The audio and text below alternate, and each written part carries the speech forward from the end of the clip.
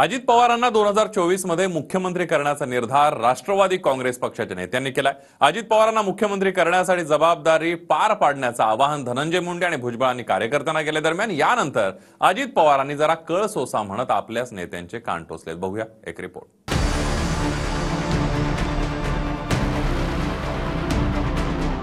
आपलं जे स्वप्न आहे अजित दादांना मुख्यमंत्री बनवायचं आहे, 24च्या विधानसभेमध्ये तुम्ही आम्ही जे स्वप्न पाहिलंय या दादांना राज्याचं मुख्यमंत्री म्हणून पाहायचं, जरा कळ सोसा। इतकं लगेच सारखं मुख्यमंत्री मुख्यमंत्री मुख्यमंत्री असं करू नका। धनंजय मुंडे आणि छगन भुजबळांच्या निर्धारानंतर पुन्हा एकदा अजितदादांच्या मुख्यमंत्री पदाच्या चर्चा चांगल्याच रंगू लागल्या। पुण्यातील अजित पवार गटाच्या मेळाव्यात अजितदादांना मुख्यमंत्री बनवण्याचा निर्धार या प्रमुख नेत्यांनी केलाय। 2024 मध्ये अजित पवारांना मुख्यमंत्री करण्यासाठी सर्वांनी जबाबदारी पार पाडा असं आवाहन धनंजय मुंडे आणि छगन भुजबळांनी केलंय। या रंगमंचावर आजच्या पक्षाच्या या व्यासपीठावर जी तरुणाई महाराष्ट्रातली आहे, काही जणांनी हाही ध्येय आपल्या मनी बाळगला पाहिजे। तर 24च्या विधानसभेमध्ये तुम्ही आम्ही जे स्वप्न पाहिलंय या दादांना राज्याचं मुख्यमंत्री म्हणून पाहायचं, ते स्वप्न पूर्ण झाल्याशिवाय आपण स्वस्थ बसायचं नाही, हे युवकांच्या अध्यक्षांनी सांगितलं। एवढं सांगतो, आपलं जे स्वप्न आहे अजित दादांना मुख्यमंत्री बनवायचं आहे, ते स्वप्न पूर्ण करण्यासाठी अल्पसंख्याक असतील, भटके विमुक्त असतील, दलित असतील, आदिवासी असतील, ओबीसी असतील, या सगळ्यांची शक्ती आपल्याला बरोबर घ्यावी लागेल। आणि ही जी आमची भूमिका आहे, ही भूमिका सर्व पक्षांची आहे। पाय घसरला पडला तर उभं राहता येईल, पण आपली जीभ घसरली तर उभं राहणं कठीण होतं।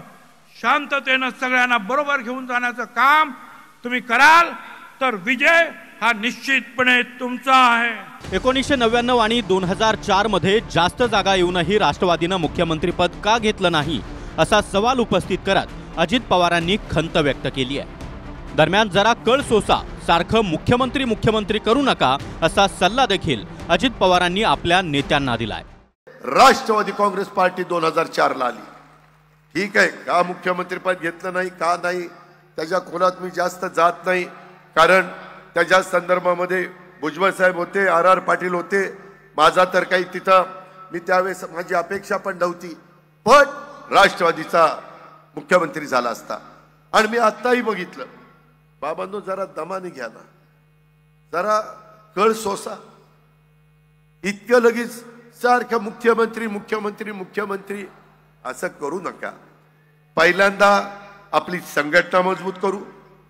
मुख्यमंत्री पदाबाबत अजित पवारांनी आपल्या नेत्यांना सल्ला दिला असला तरी अजित पवारांची मुख्यमंत्री बनण्याची इच्छा काही लपून राहिलेली नाही। 2024ला हा क्लेम तुम्ही ठेवणार का मुख्यमंत्री पदासाठीचा? 2024ला काय आत्ता म्हटलं तरी ठेवायची तयारी।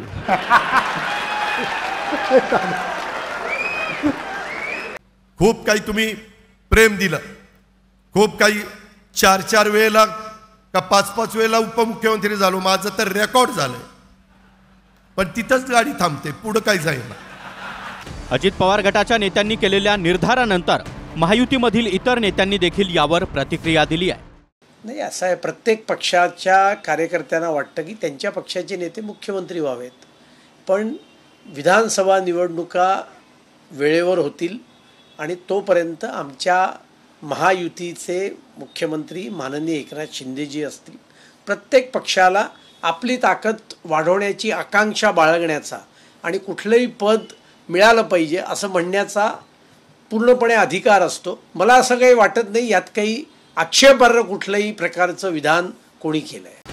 महायुतीमधील तिन्ही पक्षांच्या नेत्यांनी आपल्या मनातील मुख्यमंत्री ठरवून घेतलाय। 2024 मध्ये देवेंद्र फडणवीसांना पुन्हा मुख्यमंत्री करण्याचा निर्धार लाखनीच्या एका कार्यक्रमामध्ये चंद्रशेखर बावनकुळे यांनी केलाय। तर 2024 मध्ये एकनाथ शिंदे पुन्हा एकदा मुख्यमंत्री होतील असा दावा शिंदे गटाचे मंत्री अब्दुल सत्तार यांनी देखील केला होता। या नवीन सरकारमध्ये पुन्हा एकदा वानखेडे स्टेडियमवर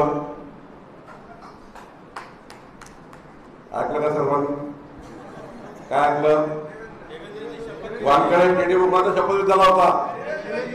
तर जोरात दोन्ही हात वर करून सांगा, दोन्ही हात वर करून सांगा जरा तुमच्या मनात काय आहे. या महाराष्ट्रात पुन्हा वानखेडे स्टेडियमवर दोन्ही हात वर करून, आणि महाराष्ट्रात एकच भाग नाही, महाराष्ट्रात एकच भाग आहे ते देवेंद्र फडणवीस. जोपर्यंत केंद्र सरकारचे दोन महाशक्ती एकनाथरावजी शिंदे साहेबाच्या पाठीशी आहे, नरेंद्र मोदी साहेब आणि अमित शहा साहेब, तोपर्यंत महाराष्ट्राचा मुख्यमंत्री एकनाथ शिंदे साहेबच राहतील. पुढेही भारतीय जनता पार्टींच्याकडून आम्हाला जे संकेत दिसतात का भविष्यामधली 2024ची लढाई आपण त्यामध्ये कुणाला तरी कॅप्टन करावं लागतं, कोणीतरी नेतृत्व करावं लागतं, आणि ते नेतृत्व उत्कृष्ट राजकारणी म्हणून, उत्कृष्ट मुख्यमंत्री म्हणून एकनाथ शिंदे साहेबाच्या नेतृत्वावर विश्वास करून मला वाटतं पुढची लढाई होईल. एकीकडे छगन भुजबळ अजितदादांना मुख्यमंत्री करण्यासाठी जनतेला आवाहन करतायत, तर दुसरीकडे ओबीसी मेळाव्यांमध्ये ओबीसी नेत्यांनी देखील भुजबळांना मुख्यमंत्री करण्याचं अनेकदा बोलून दाखवलंय. छगन भुजबळ मुंडे साहेब नाहीत, मी आज तुमचा पाय धरणार आहे. राज्याचा मुख्यमंत्री म्हणून तुमचा जन्म व्हावा, आम्ही कड्याचा पाणी करा.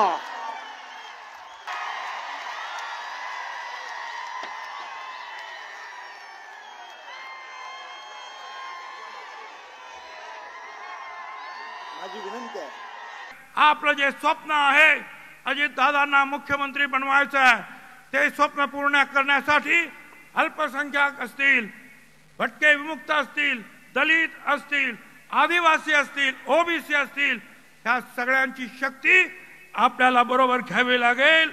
आणि ही जी आमची भूमिका आहे, ही भूमिका सर्व पक्षांची आहे. पाय घसरला पडला तर उभं राहता येईल, पण आपली जीभ घसरली तर उभं राहणं कठीण होतं. शांततेनं सगळ्यांना बरोबर घेऊन जाण्याचं काम तुम्ही कराल तर विजय हा निश्चितपणे तुमचा आहे. ते तर वेगळे स्वप्न बघायला लागलेत असं कळालंय मला. ते म्हणतात मला मुख्यमंत्री व्हायचं, आणि मग अजितदादाला कुठं पाठवू, आणि देवेंद्र फडणवीस साहेबाचं म्हणजे तुम्ही आता सगळ्यांना सोडून तुम्हालाच व्हायचं काय? मग तर आमचा विषय संपला, मग तर आरक्षणच नाही आम्हाला. किती प्रामाणिकपणा आहे तुमचा. तुमच्या पोटातलं कसं होटावर अचानक आलं. 2024च्या विधानसभा निवडणुकीपूर्वीच महायुतीमध्ये मुख्यमंत्री पदावरून रस्सीखेच सुरू आहे का, असा सवाल या निमित्तानं उपस्थित होतोय. मात्र येणाऱ्या विधानसभेमध्ये जनतेचा कौल कोणत्या पक्षाला मिळतो आणि कोण राज्याचा कारभारी होतो हे येणारा काळच सांगेल. Bureau report, TV9 Marathi.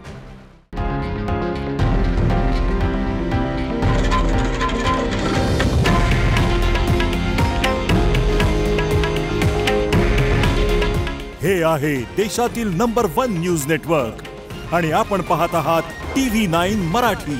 काळजी तुमची, हित महाराष्ट्राचं.